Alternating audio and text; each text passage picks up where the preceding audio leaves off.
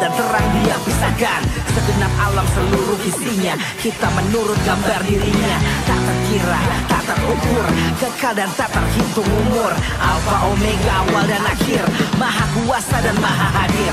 Pulau ke pulau, lembah ke lembah, seluruh lutut bertelur terbah. Gunung tertinggi, laut terendah, kasih setianya takkan berubah. Saksikan lewat hidup kita, nantikan rencananya indah. Hadirkan kasih karunia, pastikan kabarkan ke dunia. Pulau-pulau, lembah-lembah, gunung-gunung yang tinggi. Dari pulau-pulau, lembah-lembah, gunung-gunung yang tinggi.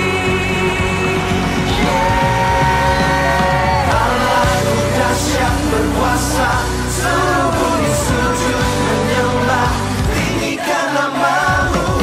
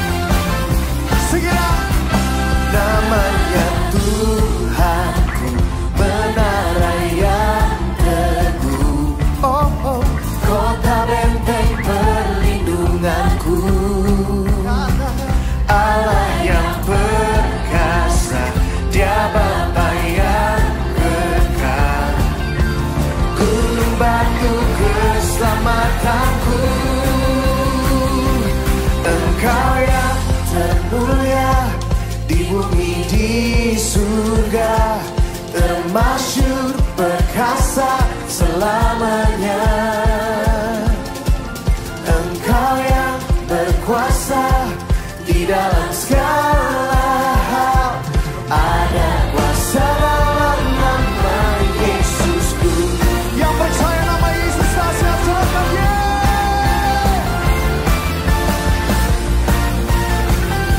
Panggil nama Yesus. Namanya Tuhanku, menara yang teguh, kota benteng, perlindunganku.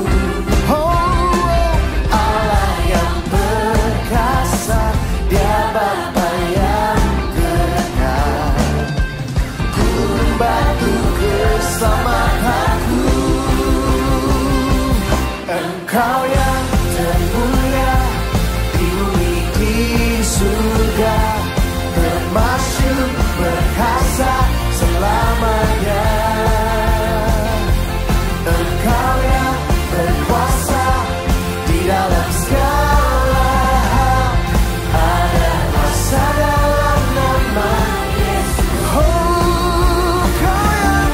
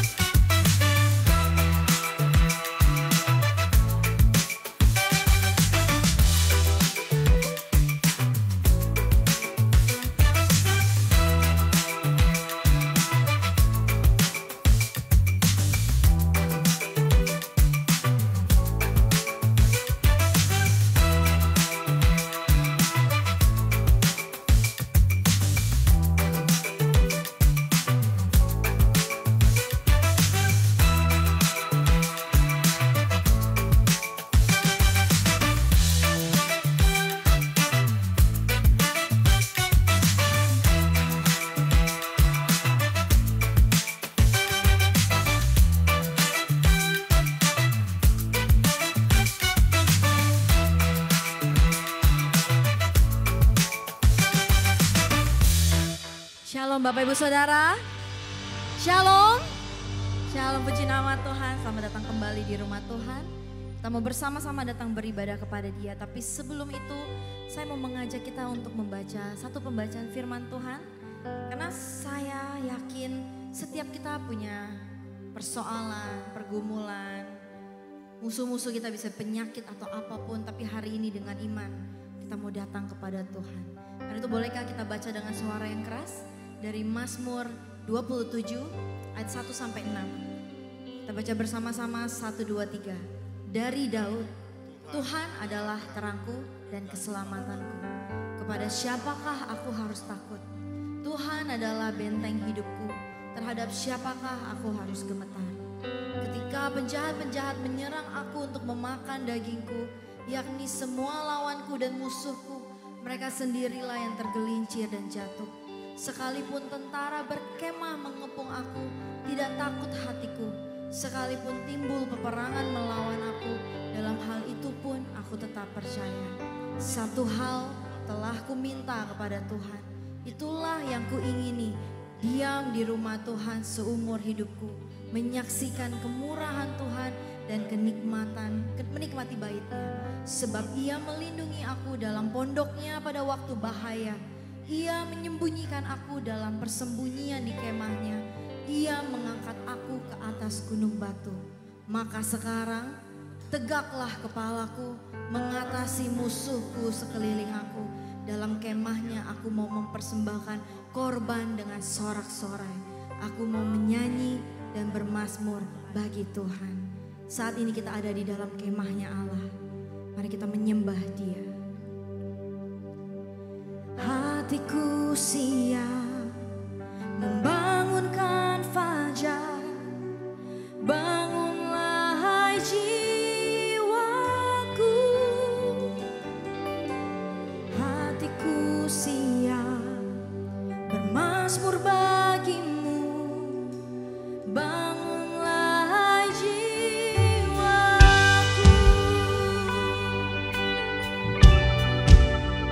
Bangunlah hai jiwaku, sembah Allah. Hatiku siap membawa syukurku. Bangunlah hai jiwaku. Hatiku siap menyembah Sang Raja. Bangunlah hai jiwaku. Bangunlah hai jiwaku. Bangunlah hai jiwaku. Sebab kasih-Mu besar mengatasi langit, dan setia-Mu sampai ke awan. Tinggikanlah diri-Mu mengatasi langit, dan kemuliaan-Mu mengatasi bumi.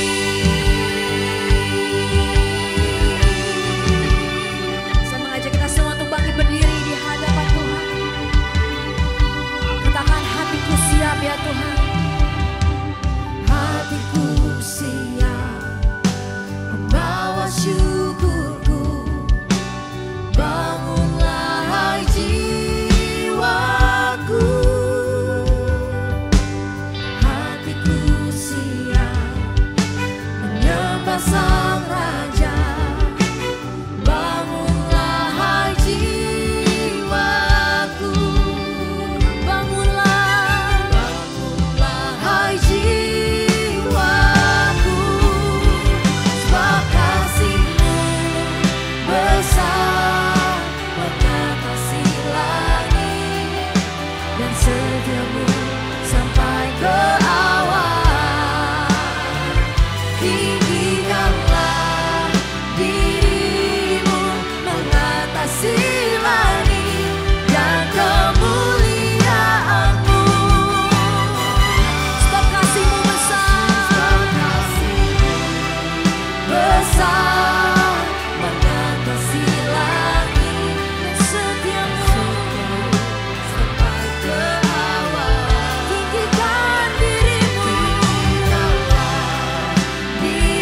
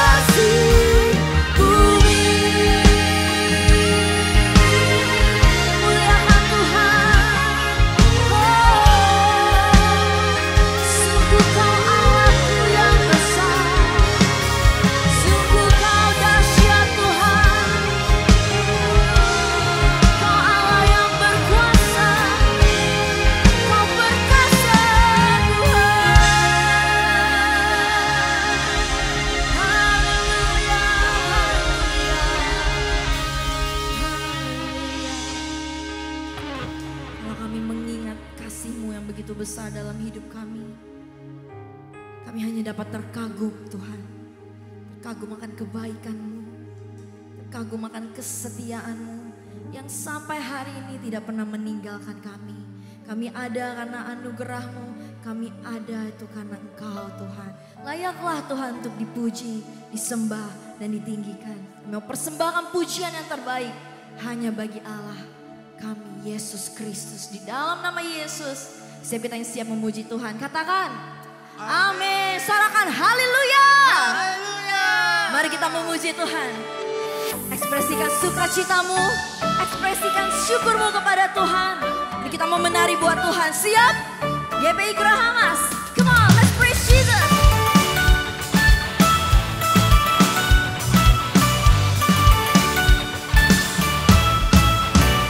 Menarilah, jangan lelah, bersama memuji Dia, sebab kuasa-Nya dinyatakan bagi yang mengasihinya. Bukan bersuka walau dunia tak mudah, Dia berikan kekuatan. Di dalam Tuhan aku tak gentar, nyata kuasa-Nya. Oh oh oh, oh oh oh, oh oh oh, kami bersuka-cita karena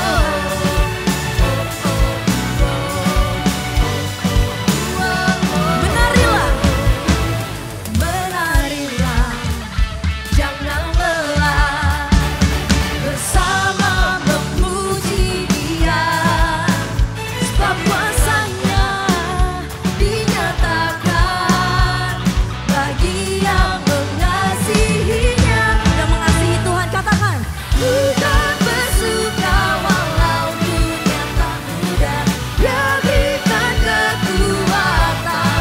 Amin. Di dalam Tuhan aku tak gentar, nyata kuasa-Nya. Bukan bersuka walau dunia tak mudah, Dia berikan kekuatan. Di dalam Tuhan aku tak gentar, nyata kuasa-Nya atasku.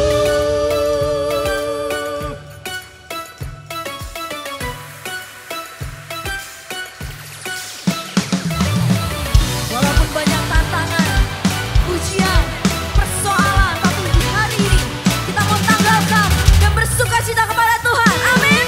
Oh, oh, oh, oh, oh, oh.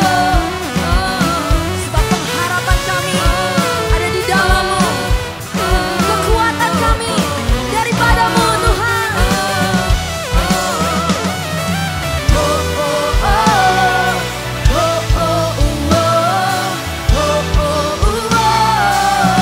Bersama-sama berseru.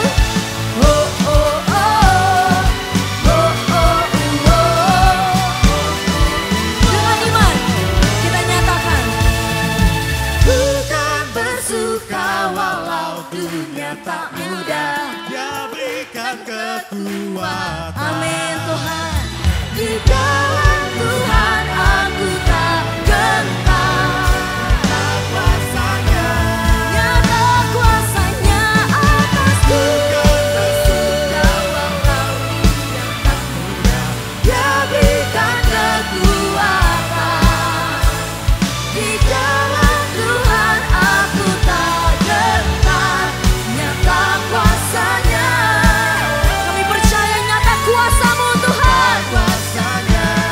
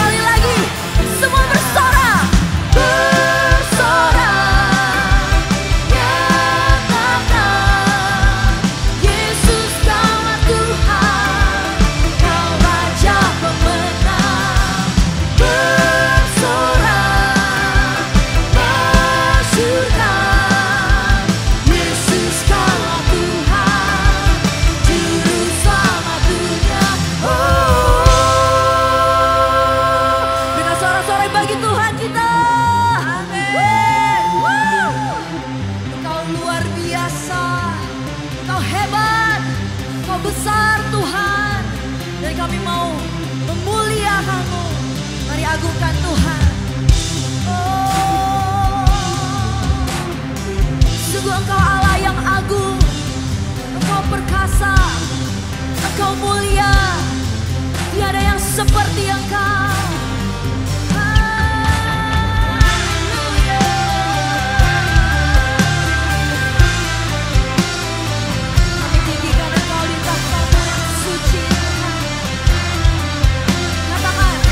Agung dan perkasa, agung dan perkasa, megah dan berjaya, Yesus Tuhan, Yesus Tuhan, tempat perlindungan, tubuh pertahanan, panggil namanya, hanya Yesus.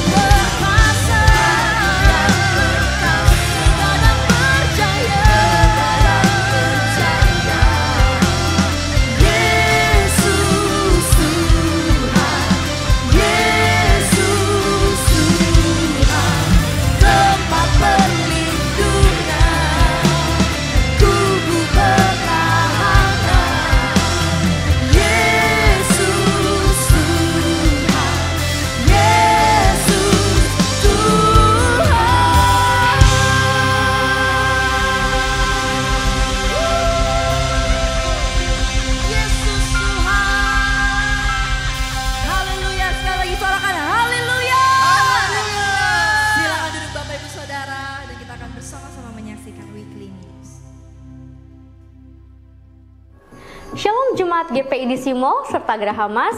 Apa kabar Anda semua? Semoga kita selalu tetap semangat dan bersukacita. Dan untuk saat ini, mari kita saksikan beberapa liputan kegiatan gereja serta informasi agenda untuk sepekan.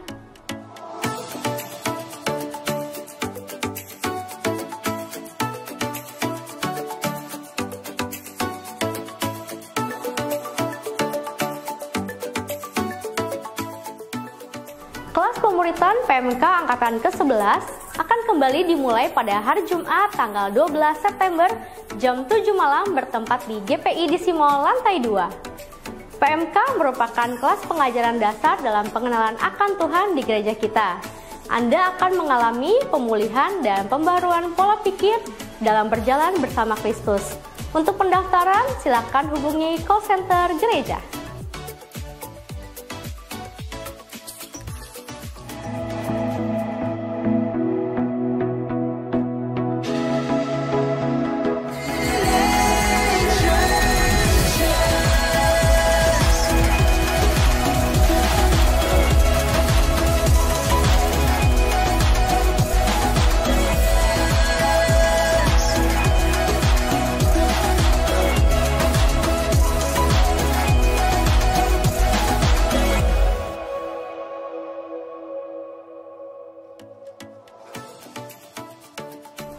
Ibadah Five Kids baik di Simo maupun Geraha Mas diadakan setiap hari Minggu pukul 10.30 untuk di Simo dan pukul 8 dan 10.30 untuk Geraha Mas.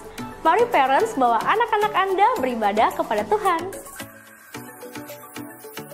Mari menyembah bersama serta berdoa bagi setiap permohonan doa yang disampaikan jemaat dalam sepakat berdoa. Diadakan setiap hari Selasa malam pukul 8 dan Jumat pukul 12 siang. Untuk link Zoom, silakan chat ke call center gereja. Bangkitkan serta tingkatkan pertumbuhan iman saudara bersama saudara seiman di dalam Komsel. Kita akan kuat dan bertumbuh bersama karena saling mendukung dan mendoakan. Daftarkan diri Anda dengan menghubungi call center gereja.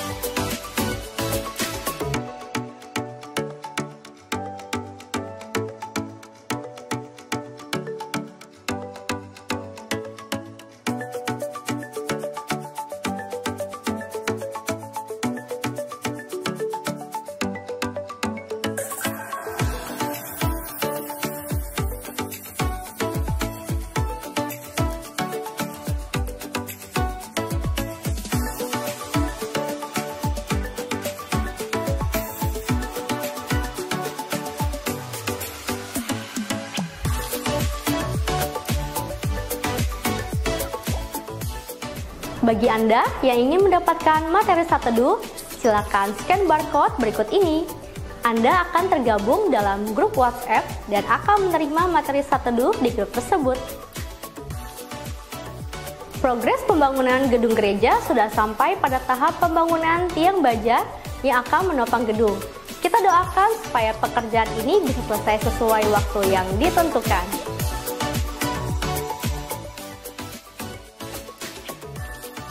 Akan diadakan doa bersama pembangunan gereja pada hari Sabtu, tanggal 30 Agustus jam 7.30 pagi, bertempat di lokasi tanah gereja.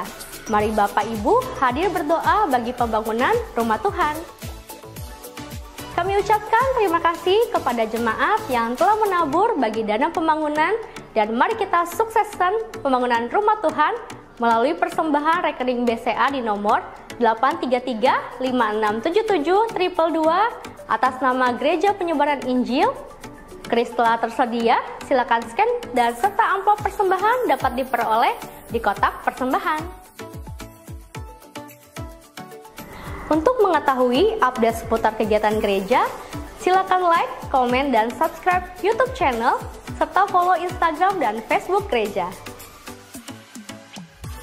Untuk informasi seputar pelayanan gereja, silakan hubungi call center gereja di nomor 0813 7886 7788. Persembahan dan perpuluhan dapat dilakukan dengan cara melalui amplop persembahan dan memasukkannya ke kotak yang telah tersedia, transfer ke rekening BCA di nomor 8335164888 atas nama Gereja Penyebaran Injil, scan kris untuk memberikan persembahan secara online.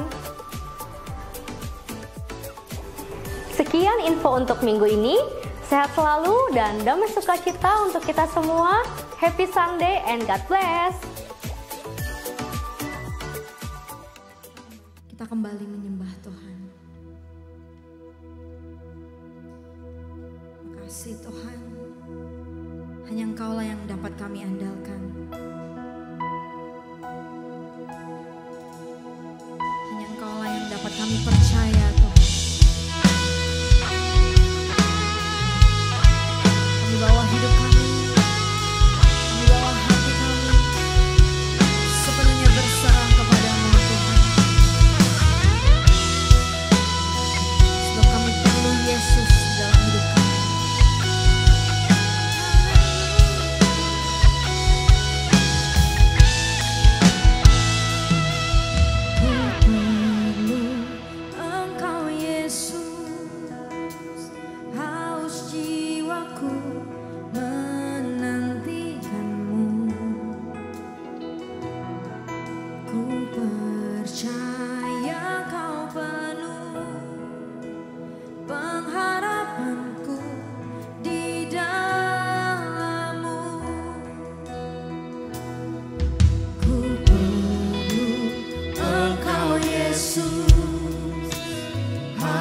Jiwaku menantikan-Mu, ku percaya Kau penuh pengharapanku di dalam-Mu. Yesus, hanya Kau yang ku andalkan, melebihi siapapun juga. Yesus, hanya Kau yang ku percaya di setiap waktu. Tiada lain yang ku andalkan selain Kau, Yesus. Yang mau mengandalkan Tuhan, mari bangkit berdiri. Katakan dengan segenap hatimu, aku perlu Engkau, Yesus. Ku perlu Engkau, Yesus.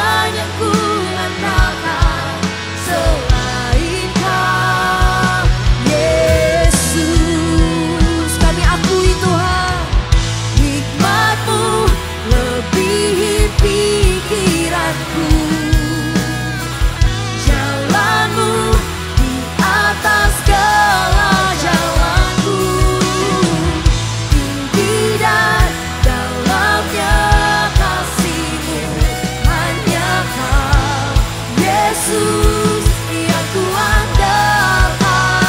Akui dia, katakan hikmat-Mu lebih pikiranku. Jalanmu atas segala jalanku, tinggi dan dalamnya kasih-Mu, hanya Kau Yesus yang ku andalkan, hanya Kau Yesus yang ku andalkan.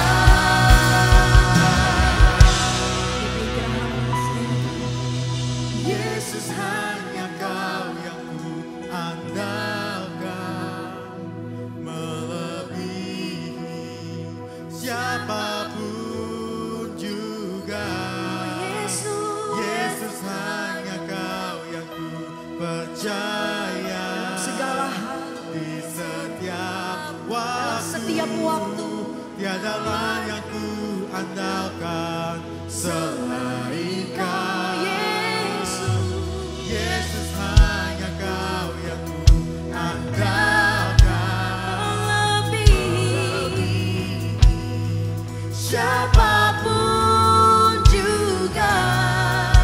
Oh Yesus, hanya Kau yang ku percaya, di setiap waktu tiada lain yang ku andalkan selain Kau.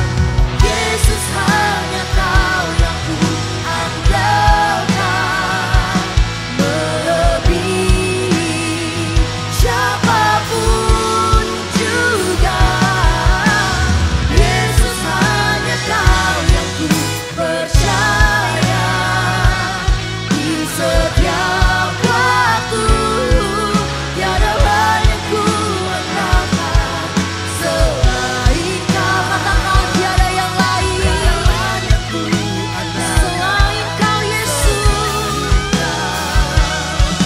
Tiada lain yang ku andalkan selain Kau Yesus.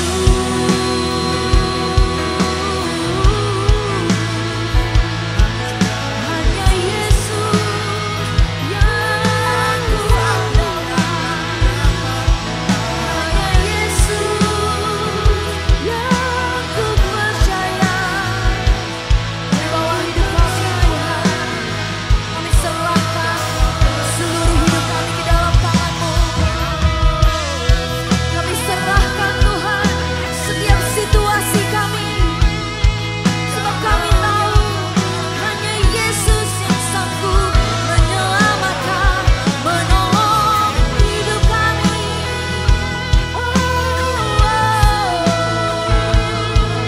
Haleluya Tuhan.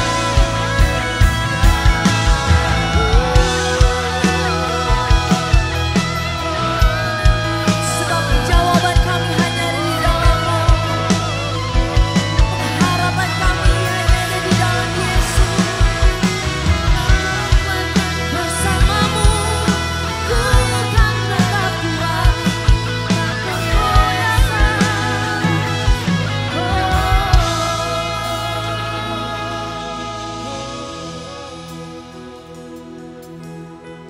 Hanya Engkau pusat segalanya, satu-satunya sumber pengharapan, sumber damai, sumber sukacitaku, Tuhan.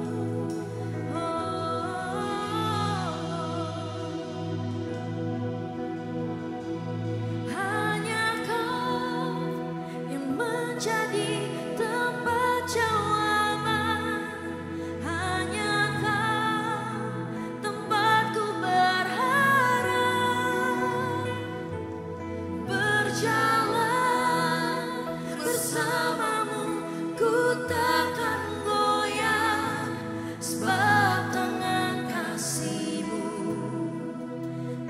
tersedia bagiku. Selamanya kau ku cinta. Katakan hanya kau yang menjadi tempat jawaban. Hanya kau tempatku berharap. Amin Tuhan. Berjalan bersamamu ku takkan goyah, sebab tangan kasih-Mu tersedia bagiku. Selamanya kau ku cinta. Hanya kau yang menjadi tempat jawaban, tempatku berharap. Berjalan bersamamu ku takkan goyah, sebab tangan kasih-Mu tersedia bagiku. Selamanya kau ku cinta, sebab tangan kasih-Mu tersedia bagiku. Selamanya kau ku cinta, sebab tangan kasih-Mu tersedia bagiku. Selamanya kau ku cinta.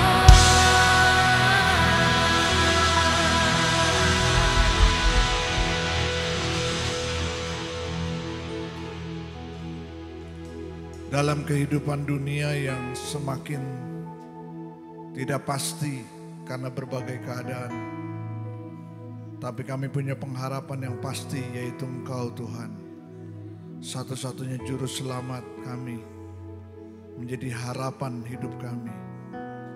Kebenaran firman-Mu adalah mercusuar kehidupan yang membuat kami tidak tersesat, yang membuat kami semakin dekat dengan apa yang menjadi kehendak-Mu dalam hidup kami Tuhan. Berfirmanlah bagi kami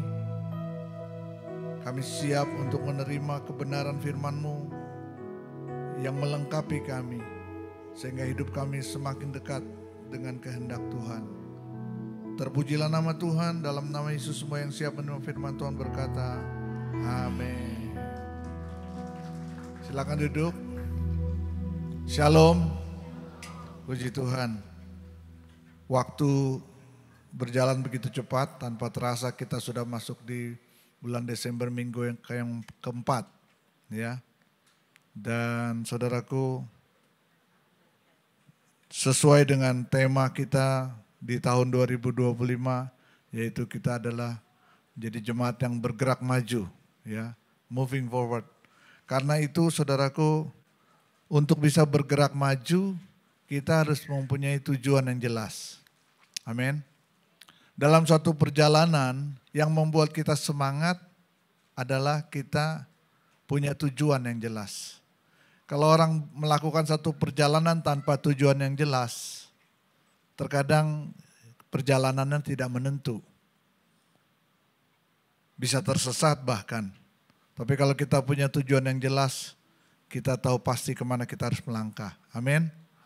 Sekarang zaman GPS ya atau Google Map, kita kalau mau pergi ke suatu tempat, tinggal tulis tujuannya kemana, nanti Google Map akan mengarahkan kita, memberi kita tahu jalan mana yang harus kita tempuh. Nah saudaraku, tentu saja dalam hidup ini, supaya kita tidak tersesat, kita harus tahu persis apa yang Alkitab katakan dalam hidup, untuk hidup kita, supaya kita tidak tersesat. Hari ini kita akan belajar tentang tujuan hidup setelah kita dimerdekakan di dalam Kristus Yesus. Minggu lalu kita baru saja merayakan kemerdekaan bangsa Indonesia yang ke-80. Indonesia merdeka tahun 1945, sehingga kita merayakan ulang tahun kemerdekaan yang ke-80. Sedangkan tetangga kita, Singapura, merdekanya tahun 1965. Berarti mereka merdeka sudah 60 tahun. Tapi kalau kita bandingkan masyarakat kita, Indonesia dengan Singapura, yang sudah merdeka 80 tahun dengan yang baru merdeka 60 tahun, kehidupannya ternyata berbeda. Kita harus akui dengan jujur, banyak masyarakat kita Indonesia, walaupun sudah merdeka 80 tahun, tapi belum sungguh-sungguh menikmati tujuan kemerdekaan atau hasil kemerdekaan. Ya kan? Masih banyak masyarakat kita yang hidupnya masih jauh di bawah garis kemiskinan dan belum menikmati kemerdekaan yang sudah dirayakan selama 80 tahun. Nah, saudara kekasih dalam nama Tuhan, begitu juga dengan kehidupan rohani. Berapa lama saudara sudah percaya Yesus? Berapa lama saudara sudah ditebus oleh darah Kristus, dimerdekakan dari dosa, bertobat, terima Yesus, lahir baru? Pertanyaan penting bagi kita, apakah kita sungguh-sungguh sudah menikmati kemerdekaan yang Yesus berikan? Ternyata banyak juga orang yang masih terikat dengan hidup lamanya. Padahal statusnya dia adalah ciptaan yang baru. Firman Tuhan berkata, siapa di dalam Kristus dia adalah ciptaan yang baru. Yang lama sudah berlalu, yang baru sudah datang. Tapi realitanya, kenyataannya, banyak orang hidupnya masih terikat, terjajah oleh hidup yang lama. Nah, salah satu penyebabnya adalah karena tidak mengerti apa yang menjadi tujuan hidup. Banyak orang hidup hanya sekedar hidup. Yang penting jalani saja tanpa mengerti tujuan hidup yang sebenarnya. Saudaraku, tujuan hidup kita sebelum mengenal Tuhan, sebelum kita dimerdekakan dalam Kristus, mungkin hanya sebatas apa yang baik menurut keinginan kita atau menurut penilaian dunia. Misalnya kalau kita ditanya, apa tujuan hidup saudara? Kita akan jawab dengan cepat, oh saya ingin jadi orang yang sukses. Saya ingin jadi orang yang kaya raya. Saya ingin menjadi orang yang bahagia. Saya ingin menjadi orang yang terkenal. Apakah salah dengan semua itu? Tidak ada yang salah dengan semua itu. Tetapi itu bukan tujuan utamanya. Kalau kita berhenti sampai di hanya sekedar sukses, kaya raya, bahagia, terkenal, tapi tidak mengerti tujuan utama mengapa kita ada di dunia ini, maka saudaraku, kita tidak mencapai kehidupan yang sesungguhnya yang Tuhan mau berikan kepada kita. Karena itu kita belajar firman Tuhan hari ini untuk menyelaraskan, menyesuaikan tujuan hidup yang selama ini kita tahu, yang selama ini ada dalam pikiran kita dengan apa yang ada di pikiran Tuhan tentang tujuan hidup. Nah, tentu kita setuju kalau saya katakan segala sesuatu diciptakan pasti ada tujuannya. Kursi atau bangku yang saudara diduduki itu, ketika diciptakan, penciptanya pasti punya tujuan supaya kursi itu suatu saat diduduki oleh seseorang, ya. Walaupun kursi terkenal mereknya, mahal harganya, bahannya mungkin bagus, tapi selama bangku itu kosong, maka bangku itu belum mencapai tujuannya. Tetapi bangku-bangku yang saudara duduki saat ini telah mencapai tujuannya. Untuk apa dia diciptakan telah mencapai tujuannya. Nah, pernahkah kita berpikir bahwa kita pun lahir di dunia ini, hidup di dunia ini pasti ada tujuannya. Segala sesuatu, kalau kita tidak mengerti tujuan hidup, bahkan diri kita, kalau kita tidak mengerti tujuan hidup kita, maka akan terjadi penyalahgunaan dan penyimpangan. Itulah sebabnya tidak sedikit orang menghancurkan hidupnya dengan penyalahgunaan atau penyimpangan-penyimpangan yang merusak hidupnya. Ada orang kecanduan alkohol, ada orang kecanduan narkoba, ada orang kecanduan judi, ada orang kecanduan free sex dan sebagainya. Kenapa? Karena tidak mengerti tujuan hidup untuk apa dia diciptakan. Saya kasih contoh yang paling gampang. Mikrofon yang saya pegang ini, harganya kurang lebih sekitar 10 juta. Bisa nggak kalau saya bawa pulang, saya kasih istri saya, kemudian dipakai untuk ngulek sambal? Bisa nggak, saudaraku? Dia taruh cabai, taruh bawang, terus dia ulek pakai mic yang harga 10 juta ini. Bisa sih bisa, tapi itu namanya pelecehan. Itu namanya penyimpangan, betul nggak? Karena mikrofon ini diciptakan bukan untuk itu. Saudara telah ditebus dengan darah Yesus, dengan darah yang mahal, dengan darah yang kudus. Tuhan Yesus harus mengorbankan nyawanya untuk menebus hidup saudara. Betapa sia-sianya pengorbanan Yesus kalau hidup kita digunakan untuk hal-hal yang tidak benar. Itu pelecehan. Mikrofon yang harga 10 juta aja kita sayang. Kita usahakan supaya dia berfungsi sebagaimana mestinya. Sebagaimana keinginan, harapan dari pencipta mikrofon ini. Supaya dia bermanfaat dengan maksimal. Apalagi Tuhan Yesus yang telah menebus hidup saudara dan saya. Dia telah mengorbankan, membayar mahal dengan nyawanya. Tentu Tuhan tidak inginkan hidup saudara digunakan untuk hal yang sia-sia. Amin. Tentu harapan Tuhan Yesus adalah supaya hidup kita mencapai tujuan yang sebenarnya. Karena itu saudara kekasih dalam nama Tuhan, kita harus mengerti bahwa manusia diciptakan Tuhan dengan tujuan yang jelas dan pasti. Mari kita baca Efesus 2 ayat 10. Kita baca bersama-sama ya. 1, 2, 3. Karena kita ini buatan Allah, diciptakan atau dimerdekakan dalam Kristus Yesus untuk melakukan pekerjaan baik yang dipersiapkan Allah sebelumnya. Ia mau supaya kita hidup di dalamnya. Satu ayat ini saja sudah cukup menjelaskan kepada kita bahwa kita ini bukan makhluk biasa. Kita makhluk yang istimewa. Dari sekian banyak makhluk ciptaan Tuhan, kita ini makhluk yang paling berharga. Bahkan kita ini manusia lebih tinggi derajatnya daripada malaikat. Apa buktinya? Ketika malaikat yang bernama Lucifer dibuang dari surga karena memberontak. Tidak ada upaya dari Tuhan untuk menyelamatkan Lucifer. Dibiarkan. Malah disediakan neraka untuk satu saat menjadi tempat bagi Lucifer. Tapi manusia ketika jatuh dalam dosa, apa yang Tuhan katakan?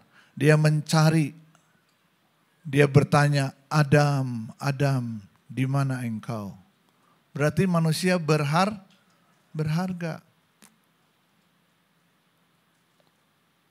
Bahkan dia rela turun ke dalam dunia ini. Mati di kayu salib mengorbankan nyawanya. Demi menyelamatkan kita manusia. Berarti manusia itu berharga.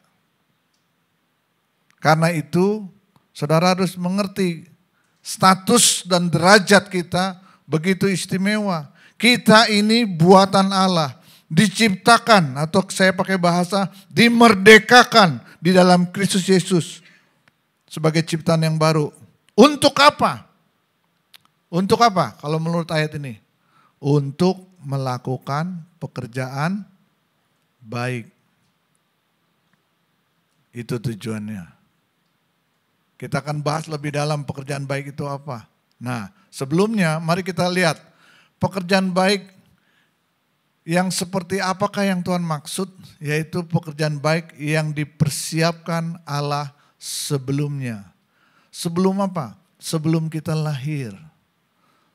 Sejak kita ada dalam kandungan ibu kita, Mazmur 139 berkata, aku telah menenun engkau.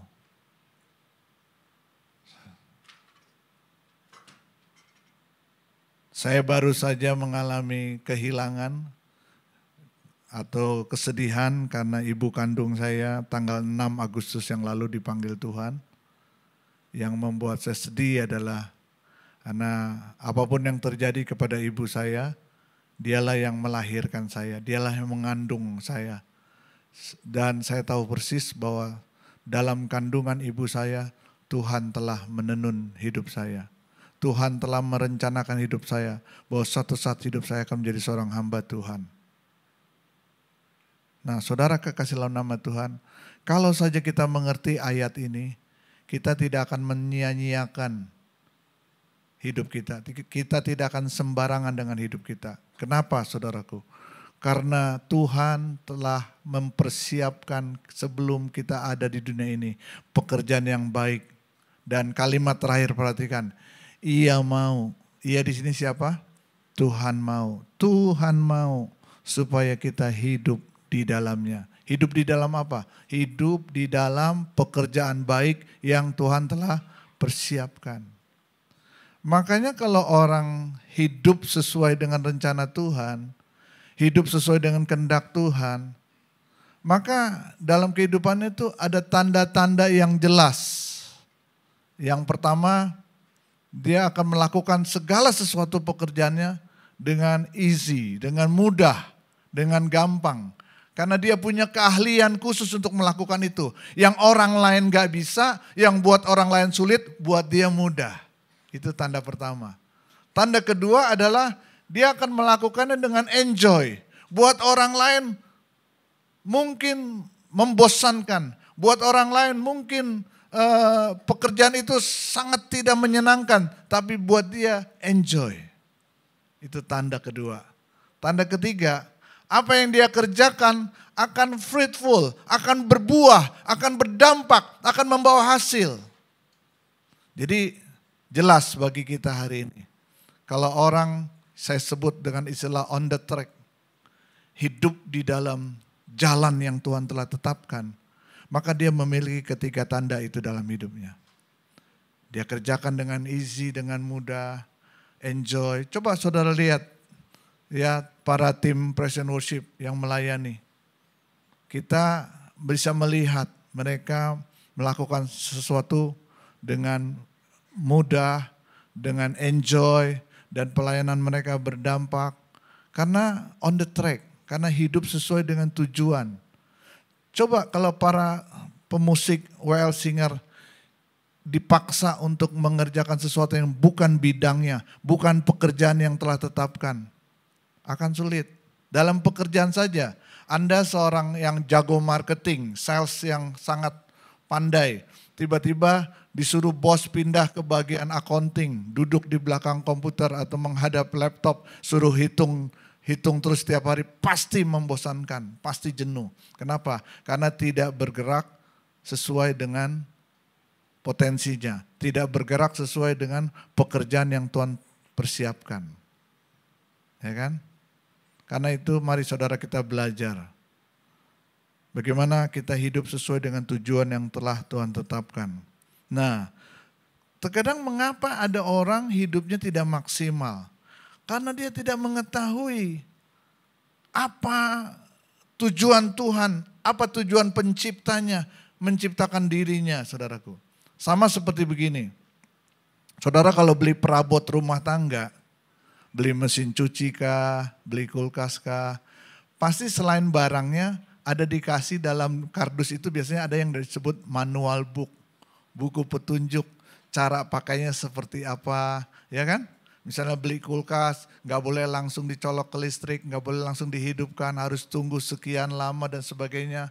Ya, sama seperti kita beli handphone juga semua ada tutorialnya. Sekarang gak pakai buku lagi, pakai tutorial. Lihat di YouTube, nanti cara menggunakan handphone ini, caranya bagaimana, kelebihannya apa, keistimewaannya apa. Semua ada petunjuknya. Tetapi apa yang terjadi saudaraku? Tidak semua orang membeli barang dan menggunakan petunjuknya. Ya kan? Kita dengan sok tahunya, kita pasang sendiri, pakai sendiri, seolah-olah kita sudah mahir. Padahal akhirnya barang yang kita beli rusak karena tidak menggunakan sesuai dengan petunjuknya.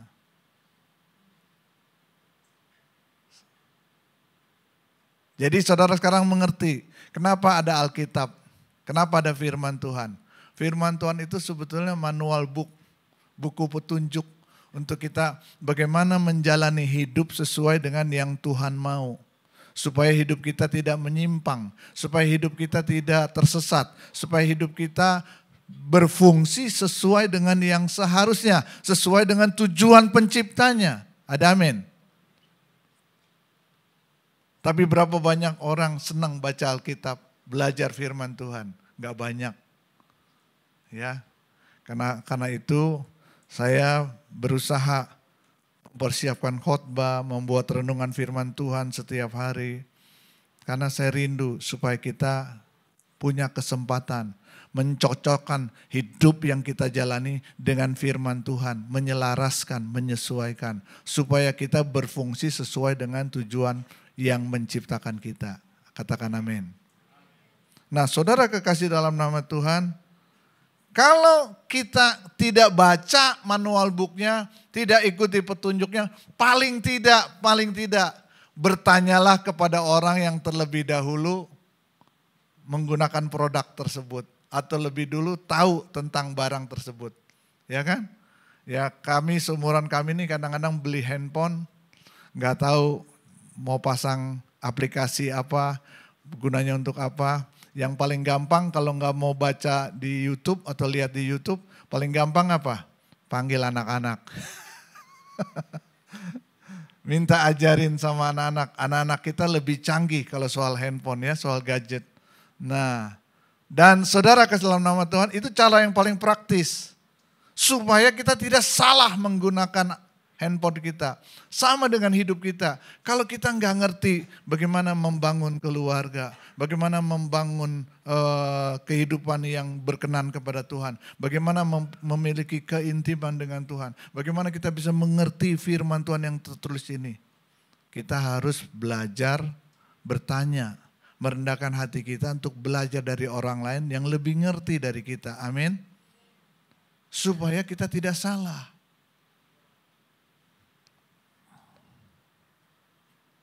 Sekarang kita masuk poin yang pertama.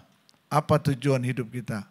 Yang pertama, Tuhan menetapkan hidup saudara dan saya memiliki kuasa dan bermultiplikasi. Mari kita lihat Kejadian 1.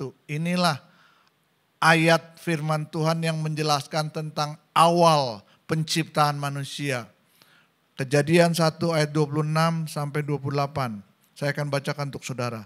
Berfirmanlah Allah, baiklah kita menjadikan manusia menurut gambar dan rupa kita, supaya mereka berkuasa atas ikan-ikan di laut dan burung-burung di udara, dan atas ternak, dan atas seluruh bumi, dan atas segala binatang melata yang merayap di bumi. Ini baru rencana. Allah merencanakan untuk menciptakan manusia. Apa rencana Allah? Menciptakan manusia menurut gambar dan rupa Allah. Ya. Dan ayat ke-27, Allah merealisasikan, dia melakukan tindakan untuk menyatakan rencananya. Maka dikatakan di sini Allah menciptakan manusia menurut gambarnya. Menurut gambar Allah diciptakannya dia, laki-laki dan perempuan diciptakannya mereka. Menurut Kejadian 1 ayat 27, Allah hanya menciptakan 2 jenis saja. Selain daripada itu saya tidak tahu. Yang saya tahu tertulis di Alkitab hanya laki-laki dan perempuan. Nah, ayat 28. Tuhan bukan cuma menciptakan, tapi dia juga dikatakan Allah memberkati mereka. Kata memberkati itu artinya apa? Tuhan melengkapi manusia Sebelum manusia itu lahir, sebelum manusia itu ada, Tuhan melengkapi dengan berbagai hal. Bakat, talenta, potensi, kemampuan, keahlian sudah ada di dalam diri manusia. Makanya saudara jangan heran. Kalau ada orang keluarga punya anak lebih dari satu, beberapa anak, bisa jadi anaknya itu berbeda-beda keahliannya. Ada satu dia ahli di komputer, ada satu dia ahli di desain interior, ada satu dia ahli di bidang seni, ada satu dia ahli di bidang olahraga dan sebagainya. Kenapa? Kok bisa lahir dari wanita yang sama, ayah yang sama, kok bisa berbeda-beda padahal mereka satu kandung, satu ayah, satu ibu? Karena Tuhan campur tangan. Sebelum anak itu lahir, sebelum anak pertama, kedua, ketiga, empat lahir, Tuhan sudah mendesain. Mereka akan lahir dengan kemampuan seperti apa. Mereka akan lahir dengan kekuatan seperti apa. Amin. Itulah yang dimaksud Allah memberkati mereka. Jadi tidak ada manusia yang lahir kosong. Hanya dengan tubuhnya saja. Hanya dengan fisiknya saja, tidak ada. Setiap manusia lahir, Tuhan sudah berikan keistimewaan. Bahkan ada salah seorang motivator terkenal, pembicara terkenal, namanya Nick Vujicic kalau nggak salah. Tangannya tidak ada, kakinya tidak ada, tapi dia seorang pembicara, seorang motivator yang terkenal. Dari mana keahlian itu? Tuhan sudah mengaruniakannya. Ada amin? Nah, karena itu saudara-saudara kekasih dalam nama Tuhan, bagian kita adalah menggali. Manusia itu kadang-kadang menyesali nasibnya, menyesali keadaannya, menyesali situasinya, menyalahkan orang lain.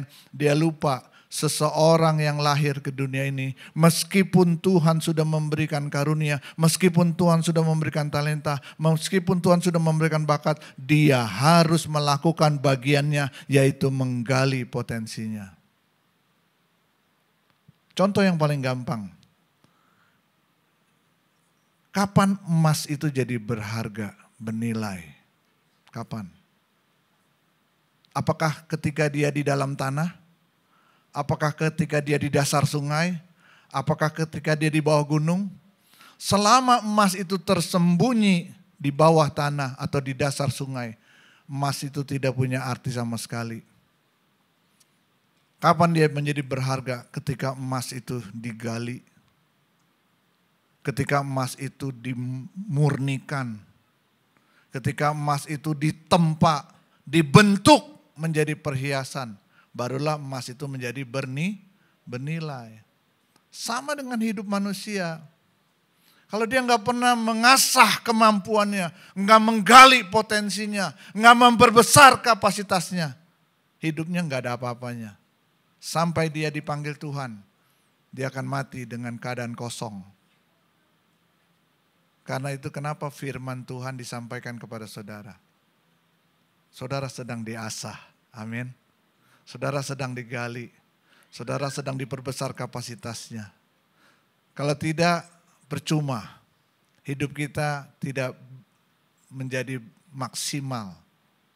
Kalau kita hanya hidup sekedar hidup. Coba, apa bedanya kita dengan hewan yang cuma sekedar kalau perutnya lapar, dia cari makan. Apapun caranya yang penting dapat makan. Apapun caranya yang penting perutnya kenyang. Itu hewan begitu kan. Kalau musim kawin, musimnya cari pasangan, dia nggak peduli itu siapa, yang penting dapat pasangan, yang penting jadi, ya kan? Itu hewan. Kita manusia nggak seperti itu. Kita manusia punya akal budi. Hidup kita bukan sekedar mengisi perut kita supaya nggak lapar. Hidup kita bukan sekedar punya pasangan, kemudian bertambah banyak. Tidak. Hidup kita mesti tahu, tujuan hidup kita adalah supaya nama Tuhan dipermuliakan. Karena saudara dan saya diciptakan serupa dan segambar dengan Tuhan. Karena itu asah hidupmu, latih dirimu, gali potensimu. Apa saja, saya kasih contoh yang paling gampang. Oh Pak Nathan, saya nggak bisa apa-apa. Saya cuma bisa masak, karena saya hobinya masak. Bisa nggak masakan kita jadi berkat bagi orang lain? Bisa nggak kita memberkati orang lain dengan masakan kita? Apa saja dalam dunia ini kalau kita sungguh-sungguh itu domainnya kita, kalau itu keistimewaannya kita, kemampuannya kita, bisa kok. Asal kita mau melatihnya, asal kita mau mengasahnya, menggalinya. Ada amin. Dan kalau itu disungguh-sungguh dilatih, bisa nggak mendatangkan berkat bagi hidup kita? Bisa. Saudara, oh saya nggak bisa apa-apa Pak Nathan, saya cuma bisa bikin bakmi, saya cuma bisa bikin siomay, saya cuma bisa masak bakute misalnya. Bikin yang paling enak, pelajari, kembangkan dirimu sampai baku tehmu menjadi baku teh yang terkenal di seluruh Batam. Orang mau makan aja sampai antri setengah jam, 1 jam baru bisa makan. Mendatangkan uang enggak? Pasti. Bukan lagi saudara yang kejar uang, tapi uang yang mengejar saudara. Jadi penjahit yang terkenal. Ya. Sampai orang mau pakai baju, nggak mau beli baju yang jadi, harus jahit sama saudara. Dan kalau jahit walaupun harus tunggu lama, tetap dia akan tunggu karena jahitan saudara itu sangat cocok dan sangat bagus, sangat rapi. Datang nggak uang dalam kehidupan kita? Datang, pasti. Makanya dunia ini saudaraku, hidup di dunia ini, sebetulnya kalau kita mau meresponi apa yang Tuhan taruh dalam hidup kita, perbesar kapasitas hidup kita, maka saudaraku, berkat akan mengikuti kita. Ada amin? Apa saja. Misalnya saudara punya kemampuan seorang yang sangat hebat di dalam membangun hubungan, hebat di dalam berkomunikasi. Bisa nggak itu jadi keahlian? Bisa. Kita menjadi seorang konsultan, kita menjadi seorang pembicara, kita menjadi seorang motivator. Berkat pasti akan datang dalam hidup kita. Hanya saja banyak orang terlalu malas untuk menggali potensinya. Banyak orang terlalu pasrah, menyerah pada nasib. Merasa ini sudah takdirnya. Tidak. Takdir Tuhan, Anda dan saya diciptakan serupa dan segambar dengan Tuhan. Itu takdir Tuhan. Bagian kita adalah menemukan apa potensi hidup kita yang harus kita asah, kita kembangkan. Supaya kita juga bermultiplikasi. Beranak cuculah bertambah banyak itu bukan sekedar punya anak banyak. Tapi punya pengaruh besar. Keluarga kita, orang-orang di sekitar kita menikmati berkat yang Tuhan titipkan kepada kita. Yang kedua, saudaraku, tujuan hidup yang Tuhan berikan kepada kita, supaya kita menjadi berkat dan berdampak. Rasul Paulus menulis di dalam Filipi 1 ayat 21 sampai 25. Dia berkata begini, bagi saya tujuan hidup saya hanyalah Kristus dan mati berarti untung. Jadi Paulus ini orang yang gak pernah merasa pusing dengan hidupnya. Kalau aku hidup, aku melayani Tuhan. F, Tabita. Kalau aku mati ya untung aku bisa ketemu Tuhan. Makanya saya suka lagu. Kalau ku hidup bagimu, hatiku tetap menyembahmu.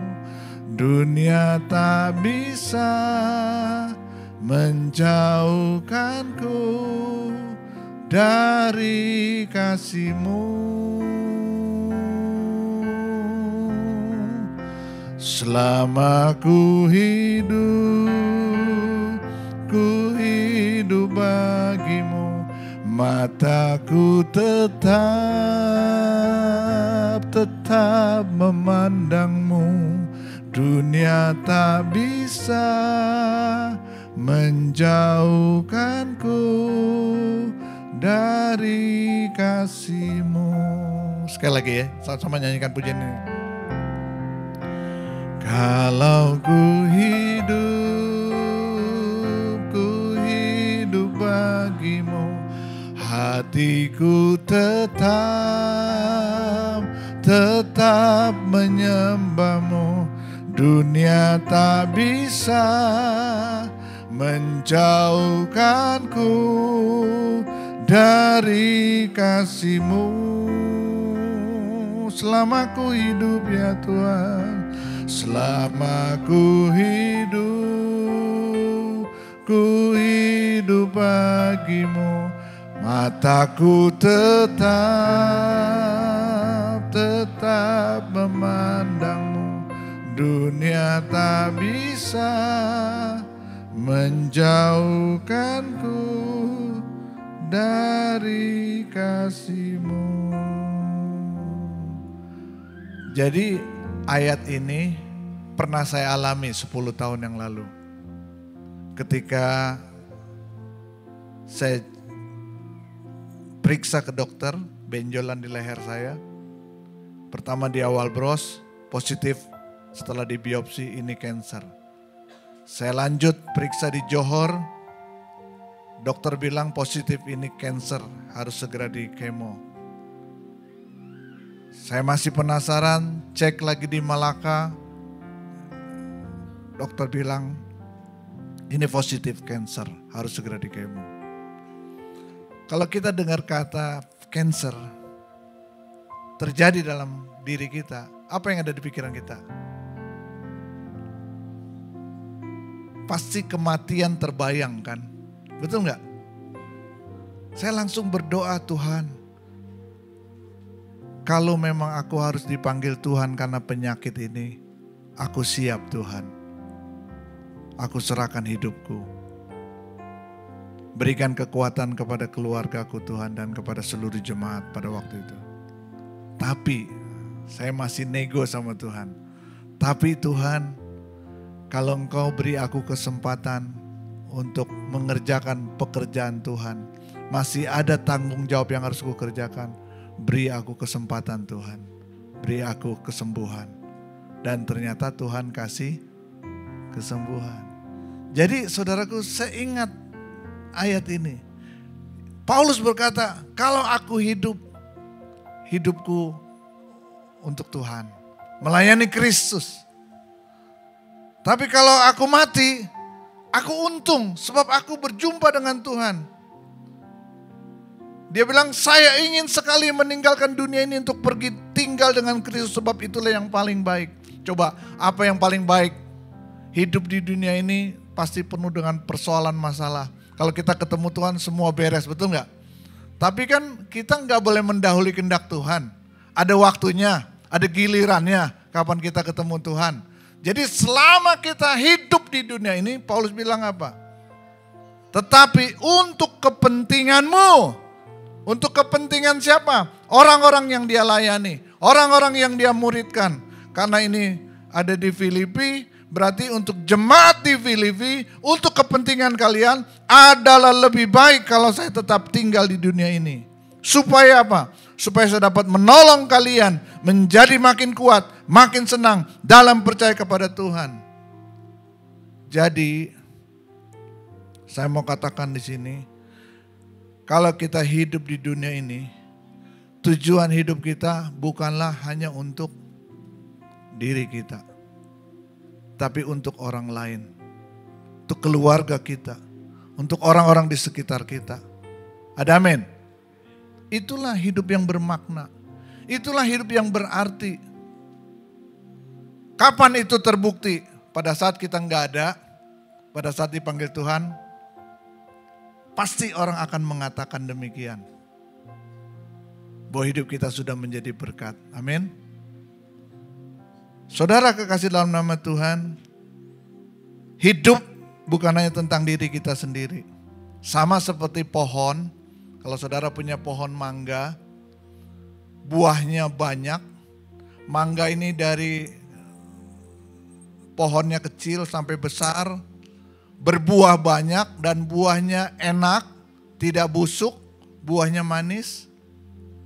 Apakah yang menikmati buah mangganya pohon itu sendiri? Tidak pernah. Pohon itu tidak pernah. Dia hanya bertumbuh, menghasilkan buah, tapi yang menikmati buahnya siapa? Pemilik pohon. dan tetangga pemilik pohon. Karena waktu saya di Bonavista, tetangga saya sebelah rumah punya pohon mangga. Dan ketika mangganya berbuah, panen, saya kebagian. Biasanya dia akan ketuk pintu rumah saya, Panatan, kasih sekantong mangga yang sudah matang di pohon, siap untuk dimakan. Saya tetangganya yang menikmati. Saudara tahu maksud saya? Kalau hidup kita menghasilkan buah yang baik, buah yang dinikmati, yang menikmati sebetulnya adalah orang lain. Keluarga kita terutama, tetangga kita, orang-orang yang kita layani. Itulah yang Paulus maksud, kalau aku hidup, hidupku bagi Kristus. Artinya menjadi berkat, berdampak bagi orang lain. Amin. Itu hidup yang berarti, saudaraku. Coba pikir baik-baik, selama kita hidup, apa yang sudah kita lakukan? Untuk orang lain menikmati hidup kita. Untuk orang lain merasakan berkat yang Tuhan titipkan kepada kita. Itu penting. Amin. Coba, lebih suka memberi, apa lebih suka menerima?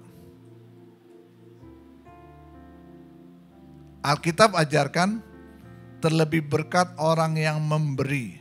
Karena waktu orang memberi berarti dia berkelimpahan. Ada amin? Berkecukupan.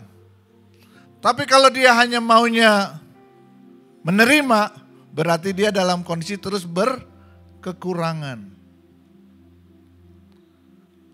Tujuan hidup kita supaya kita menjadi orang yang menjadi berkat, berdampak.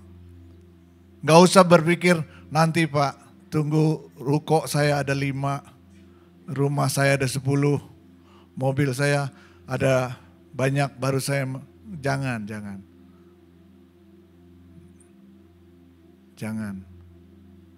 Apa artinya kita memiliki segalanya kalau hidup kita tidak berdampak? Menurut pandangan saya, kaya atau miskin itu bukan soal berapa banyak harta kita, berapa banyak uang kita. Tapi soal sikap hati. Orang yang kelihatannya tidak punya apa-apa, tapi kalau sikap hatinya suka memberi, suka memberkati, menurut saya dia kaya di hadapan Tuhan. Amin. Yang terakhir, yang ketiga. Orang yang mengerti tujuan hidup, dia akan menerima mahkota kebenaran. Masih tentang Paulus. Paulus menulis surat dari penjara kepada anak rohaninya yang bernama Timotius. Paulus tahu bahwa hidupnya tidak akan lama lagi. Karena itu dia menulis seperti ini. Timotius, mengenai diriku, darahku sudah mulai dicurahkan sebagai persembahan dan saat kematianku sudah dekat. Aku telah mengakhiri pertandingan yang baik. Aku telah mencapai garis akhir dan aku telah memelihara iman. Sekarang telah tersedia bagiku apa? Mahkota kebenaran. Mahkota kebenaran ini jangan saudara bayangkan seperti mahkota emas untuk raja, untuk ratu, bukan. Mahkota kebenaran ini adalah bahasa simbolik. Artinya apa? Adalah upah penghargaan dari Tuhan, yaitu kehidupan kekal. Saudara-saudara, untuk mencapai tujuan yang terakhir ini, kita harus lakukan bagian kita. Paulus berkata, darahku sudah mulai dicurahkan sebagai persembahan. Darah itu artinya nyawaku, hidupku telah menjadi persembahan kepada Tuhan. Makanya kalau kita bicara tentang persembahan, jangan batasi sebatas uang. Jangan batasi sebatas sumbangan. Persembahan itu adalah hidup kita seutuhnya. Hidup kita sepenuhnya. Roma 12 ayat yang pertama. Karena itu persembahkanlah tubuhmu sebagai persembahan yang hidup, kudus dan berkenan kepada Tuhan. Itulah ibadahmu yang sejati. Ibadah itu persembahan. Persembahanmu yang sejati, persembahanmu yang sebenarnya, yang sesungguhnya adalah hidupmu dipersembahkan kepada Tuhan. Ada amin? Dengan kata lain, apa yang kita lakukan bukan hanya datang ke gereja ibadah. Apa yang kita kerjakan sehari-hari, pekerjaan rumah tangga, pekerjaan di kantor, pekerjaan di bisnis kita, semuanya harus kita hitung sebagai persembahan kepada Tuhan. Amin. Dan dikatakan, aku telah mengakhiri pertandingan yang baik. Selesaikan pertandingan yang Tuhan siapkan bagi kita. Selesaikan. Dan selesaikan dengan cara yang baik. Ikut aturan. Kalau saudara bertanding, olahraga, nggak ikut aturan, nggak bisa jadi pemenang. Kena diskualifikasi. Dan katakan, aku telah mencapai garis akhir. Kalau nggak sampai garis finish, nggak bisa disebut pemenang. Mudah nggak mencapai garis akhir? Nggak mudah memang. Kadang-kadang kita lagi lari, ada sorak-sorai yang mengejek kita. Kadang-kadang di tengah jalan mungkin ada penghalang, kerikil atau apa, batu dan sebagainya. Harus kita lalui, harus kita fokus kepada tujuan, fokus kepada garis akhir. Supaya kita menjadi seorang pemenang. Gak mudah kadang-kadang ya. Banyak sekali masalah, banyak sekali persoalan yang menghalangi kita. Makanya lagu tadi berkata, dunia tak bisa menjauhkanku dari kasih-Mu. Apa artinya dunia tak bisa menjauhkanku? Urusan-urusan di dunia ini, baik itu kelimpahan, baik itu kekurangan, baik itu kemewahan, baik itu kesederhanaan, baik itu kesulitan. Apapun urusan di dunia ini tidak dapat mengalihkan perhatianku untuk menyenangkan hati Tuhan. Amin. Bahasa hari-harinya, kalau Anda diberkati jangan lupa diri, jangan lupa Tuhan. Kalau Anda lagi sulit jangan mengeluh, jangan salahkan orang lain apalagi salahkan Tuhan. Susah senang kita bisa berkata, Tuhan Engkau baik. Amin. Apapun keadaan kita selalu berkata, Tuhan Engkau tidak pernah salah, Engkau selalu baik dalam hidupku. Amin. Itu yang Tuhan mau, saudara-saudara. Dunia tidak bisa menjauhkanku dari kasih-Ku. Paulus berkata, apakah yang dapat memisahkan aku dari kasih Kristus? Kelaparankah, ketelanjangankah, kesusahankah? Tidak ada yang dapat memisahkan aku dari kasih Kristus. Dan selanjutnya Paulus berkata, aku telah memelihara iman. Karena iman kita itu kadang-kadang tidak stabil. Ada saat kita menggebu-gebu, haleluya, puji Tuhan, aku mau ikut Tuhan. Tapi ada saatnya kita malas. Ada saatnya kita berdoa pun udah gak mau. Baca Alkitab apalagi, komsel malas, ibadah malas. Pelihara iman kita.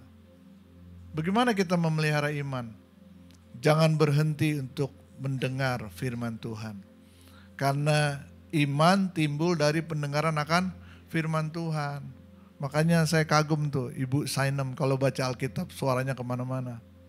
Kemarin di ibadah Opa-Oma dia baca Alkitab dengan bersuara. Saya bilang sama anak saya, itu yang benar kayak gitu. Karena waktu dia baca Alkitab suara dia kan kedengaran di telinga. Nah iman timbul dari pendengaran akan firman Tuhan yang dia baca sendiri. Amin. Kalau kita sudah memelihara iman kita, mencapai garis akhir, mengakhiri pertandingan yang baik, maka Paulus berkata, sekarang telah tersedia bagiku mahkota kebenaran. Ada amin. Jadi saudara-saudara kekasih dalam nama Tuhan, hari ini mari kita pulang dari ibadah dengan membawa kebenaran ini. Apa yang menjadi tujuan hidup kita setelah dimerdekakan di dalam Kristus? Yang pertama, pastikan engkau memiliki kuasa daripada Tuhan. Dan bermultiplikasi, memperbanyak gambar Allah kepada orang-orang di sekitarmu, kepada keluargamu. Yang kedua, jadilah berkat dan berdampak. Amin. Biarlah engkau menjadi sebuah inspirasi bagi orang lain, bagi keluargamu, bagi tetanggamu, bagi orang-orang di sekitarmu, bagi orang-orang yang kau layani. Dan yang ketiga, siapkan dirimu untuk menerima mahkota kebenaran. Kalau suatu saat waktunya kita dipanggil Tuhan, kita berkata, Tuhan, aku siap menerima mahkota kebenaran daripada-Mu. Amin. Mari bangkit berdiri. Hidupku menggenapi firman-Mu, tanda mujizat sertai tiap langkahku. Kau bersamaku di dalamku, jadi bukti kebesaran-Mu. Hidupku menggenapi firman-Mu, tanda mujizat menyertai, tanda mujizat sertai tiap langkahku. Tuhan bersama dengan kita. Tuhan ada di dalam hidup kita. Amin. Nyanyikan pujian ini. Haleluya.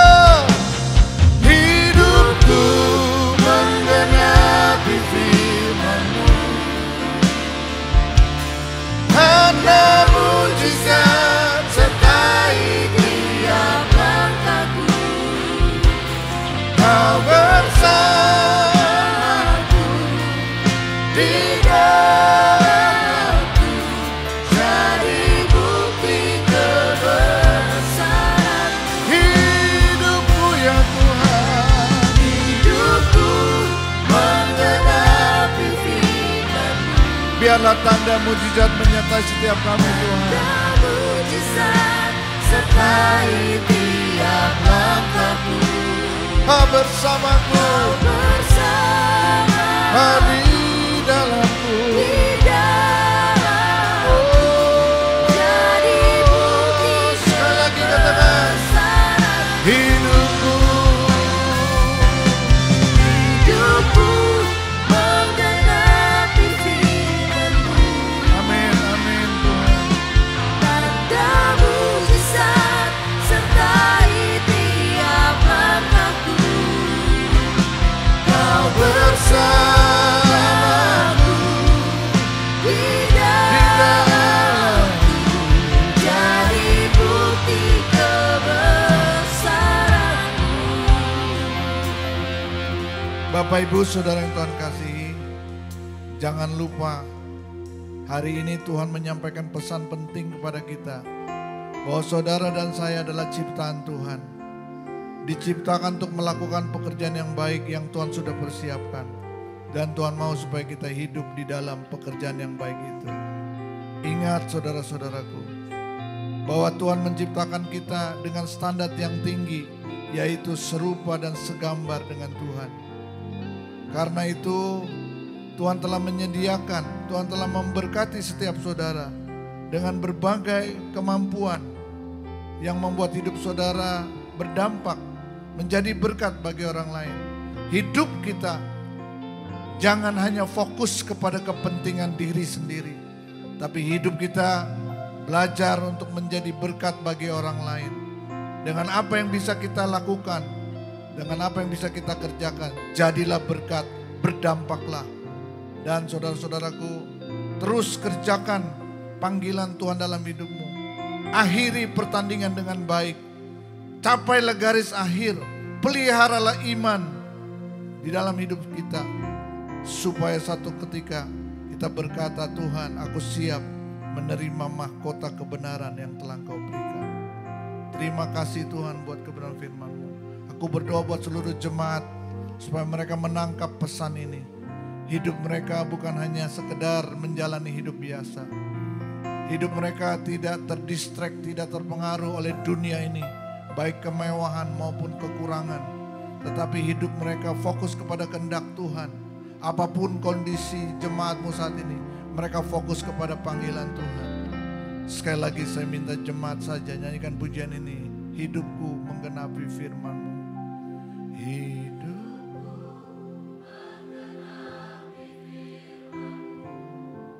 Amin Tuhan.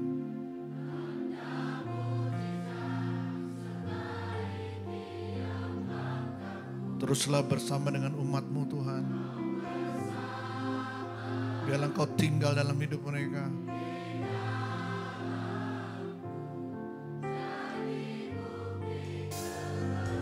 Hidupku, hidupku menggenapi firman-Mu.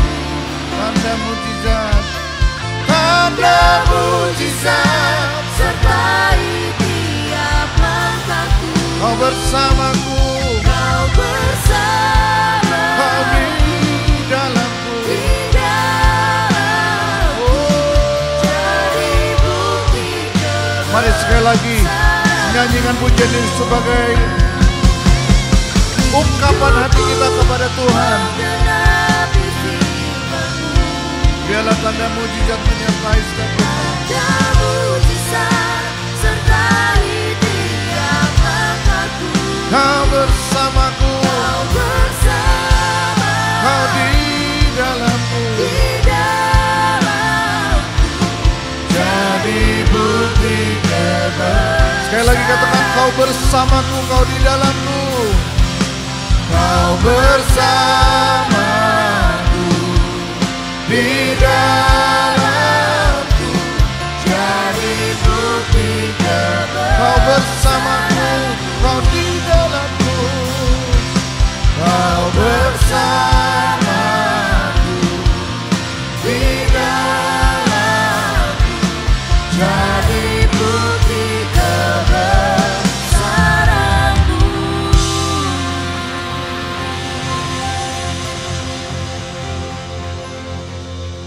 Kiranya Tuhan selalu bersama dengan kita semua.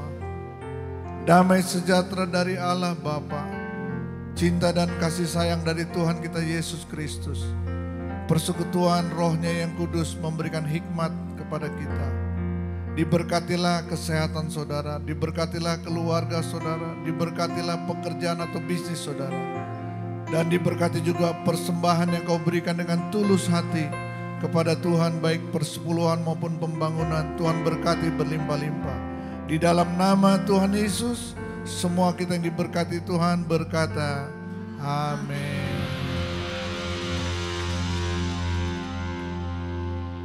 Sampai kita berjumpa minggu depan, Tuhan Yesus memberkati.